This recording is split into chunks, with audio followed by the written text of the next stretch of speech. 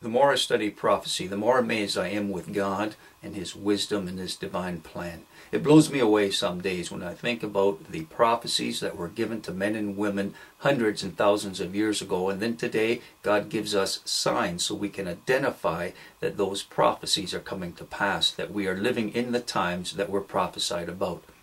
I recently spoke about some of these signs coming out of the Vatican. For example, there is the fact that a seagull attacked one of two doves of peace that were released by the Pope. What's important is that these doves were released in remembrance and memory of the Holocaust survivors and victims. I explained in a couple of videos that this is Satan becoming angry with the Vatican, that great prostitute that the beast once had a covenant with. For the beast, who is the Roman Empire, made a covenant long ago with the great prostitute, who is also known as the city of Babylon, which is the Vatican. And that covenant today has been broken, and the seagull attacking the dove is the sign of this. But there were other signs as well. For example, just a few days later, the Pope publicly announced his resignation, and then a few hours after that, a bolt of lightning struck St. Peter's Basilica. This is significant because that is where St. Peter is said to have been buried. That's where his remains are. And then also we have the prophecy from St. Malachi, which tells us that the last pope, the 112th pope from his time, will be the last pope. Now, I explained recently in a video that this is significant because it shows that the church began with a man named Peter, and that there is this prophecy that it will end with a man named Peter. And this is how God works. We see this all the time. Another example of this, though in this case it is showing us someone who is a false prophet, it has to do with Martin Luther. For Martin Luther changed his name from Luther to Luther. So he was the first man, or the first person in his family line to be named Luther. What's significant is that 6 generations later, God destroyed his family line by having his last male descendant die without any children. So Luther's lineage was destroyed 6 generations after Luther created that line. And we all know about the number of the beast being 666, and that this represents a man. So we see Luther's line, his family line, being destroyed by God. And what really, puts emphasis on this, the way God does it, is that that last male descendant was also named Martin Luther. Now, you can point to this and say it's just a coincidence. But it's no coincidence that Martin's name was, that he was named after a pagan god of war. For Martin comes from the god of war Mars. And his last name, the name that he himself picked, Luther, means lute player. And I explained in one of my last videos that Lucifer himself was a musician, that this is what he was known for. It's what his job was in heaven. And Luther picked a name that has a resemblance to, or we can see this connection with Lucifer. So he's named after a god of war. He has the same job as, or his name has this connection with the job of Lucifer. And his family line was destroyed 6 generations later with a man who was also named Martin Luther. These are signs that God uses to point to people whether or not they are a child of God or a child of Satan. And it's very plain that Luther was a child of Satan. And if you don't believe that, then you just look at his fruit. For he wrote that people should purposely sin from time to time. But worse than that, he taught that the Jews should be killed who would not become born-again Christians. If someone refused to be converted to Christianity, Martin Luther wrote that those Jews should be killed. Well, this clearly is not of God. You cannot force someone to become a believer. And anyone who would convert under that kind of pressure would not be a true follower of Christ. There is no way that they would be saved. And yet this is what Luther taught. Force people to convert. It's no wonder then that Hitler used the teachings of Luther to legitimize and rationalize the extermination of the Jews.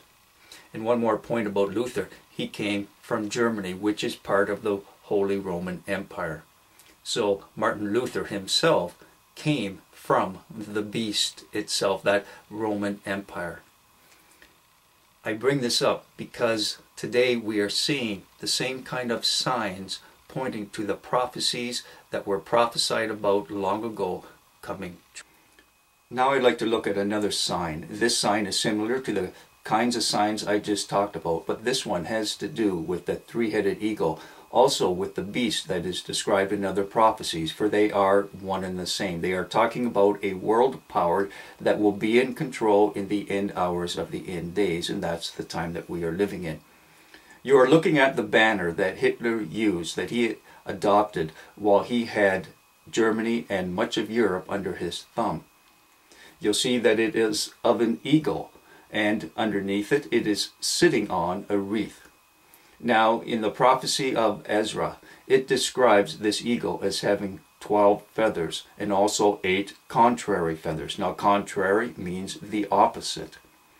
So, in his prophecy, he's describing 12 leaders and in addition 3 heads that represent the leadership within the beast system that have the ideology and they have the desire of the beast. But the 8 contrary feathers are those leaders that do not follow that ideology and that desire of the beast. One way to think of it is that these 8 are anti-beast. We all have heard the term anti-pope or anti-Christ. Well, these contrary feathers are anti-beast. Now take note that the eagle here has 6 feathers on each wing, on the outside of the wing. And then each wing also has 12 feathers on the inside of it.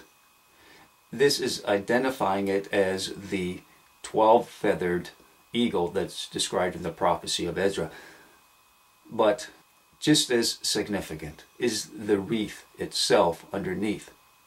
For as you can see, the wreath is made up of 8 sections. These 8 represent the 8 contrary feathers. So this is God giving us this sign that Germany is the 3-headed eagle. It is the beast. Germany is the Holy Roman Empire that has survived. It is the 8th beast that was wounded and yet now lives. You are now looking at a few coat of arms of emperors from the Holy Roman Empire. And as you can see, many of them chose the eagle as a sign of power and authority. In my next video, I'm going to explain who the 3-headed eagles were and who the 12 feathers and the 8 contrary feathers are. In this video, I simply laid the groundwork for this prophecy of the 3-headed eagle. I would like to end by explaining that the beast is not, as many Christians believe, Islam or Muslim nations. And while Islam is in fact a false religion, it is not from where the beast is going to come from. Many Christians believe they have identified the beast and the false prophet within Islam, but that's not the case. For while it's a false religion, what's worse is the apostate church. For I've explained in other videos that God's wrath is being poured out because of the apostate church. And the apostate church is not, as many Christians believe, simply the Catholic Church. For Protestantism is the bastard child of the great prostitute, which is the Catholic Church system. Protestantism and all of the different denominations that make up Protestantism are also part of the apostate church. They are part and parcel of the great prostitute and the city of Babylon. And it is because of the apostate church and the apostasy, it is because the bride of Christ has been dragged through the mud that God's wrath is being poured out upon this world. And it's very important for Christians to understand that they are the reason for the great tribulation.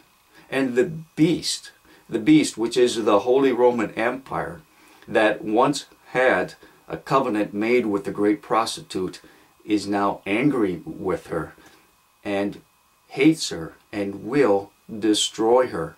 God will use the beast to destroy the great prostitute. And Christians need to wake up and understand this, that they are part of the apostasy that is the problem in the world today. And I am talking about those Christians who are most loved and most revered in Christianity today. For there are many wolves in sheep's clothing. I hope you will join me in my next video when I do get into the details of the 12 feathers and the 3-headed eagle. Till next time, peace and blessings.